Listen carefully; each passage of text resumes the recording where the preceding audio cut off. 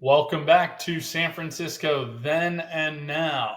This is a series where I break down specific neighborhoods and what it might be like to live there. And I'm going to pick a specific property that I've seen come up multiple times in a short period of time. Today, I'm actually picking one that my old team sold back in 2017, and it traded 3 times. When we originally listed it, we listed it for $800,000. And you're going to be shocked how expensive it is now, today, or even what it sold for just 3 years later. But today's focus is Bernal Heights. By the way, I'm James Cullen, a San Francisco realtor. Let's break down Bernal Heights. So where is Bernal Heights? Bernal Heights is right here in San Francisco. San Francisco is on a peninsula, if you're unaware. But inside the city limits, this is more on the southern side of San Francisco. It's right near the 280 and the 101 freeway entrances. And because of that location, it makes it great access if you work downtown, either in south of Market, Soma, or the financial district here. Or even if, say, you work in biotech or further down in tech, you have YouTube and San Bruno, and you've got Apple and Facebook and Google, all the way down throughout the peninsula, really. They have many campuses and locations. But because of that, that makes Bernal a very desirable neighborhood, especially for commuters up or down the peninsula. And I'm going to first show you, because I did mention we listed that property for $800,000 back in 2017. And here's what it looks like on Zenlist. Zenlist is the local app that my clients and I use. So it specifies the types of properties, the history, and gives you a good idea of what it should probably sell for.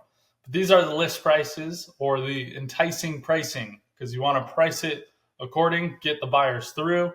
And as you can see, nothing. I mean, 800,000 down here. We'll see where that ends up sitting. But today, now you're seeing $3 million price points. We were nowhere close to that back in 2017, just in this neighborhood. So let's dive in on this specific property. The one I have in mind is 478 Anderson. Now, we originally listed this. It was a 2-bed, 2-bath in Bernal Heights.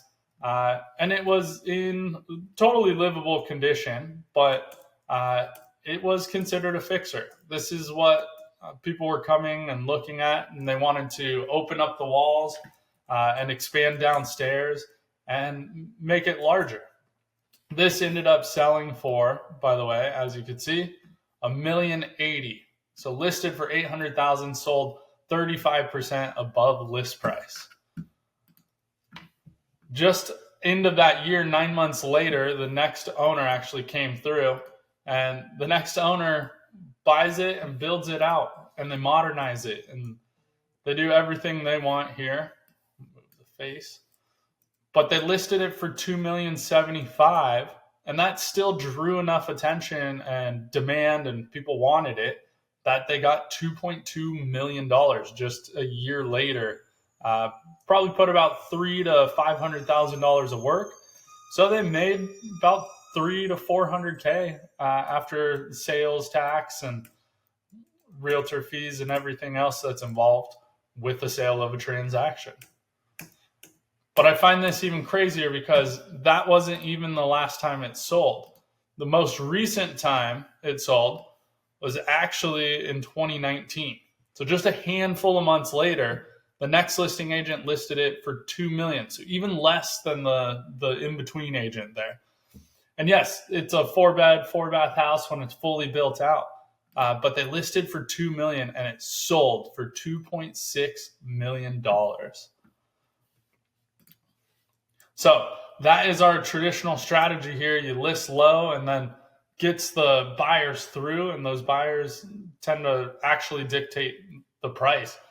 We don't. But that enticing pricing is definitely attractive and helps get people through it.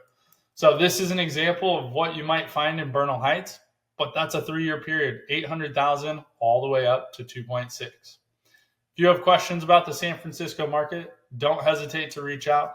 I'm going to keep making these and break down different neighborhoods.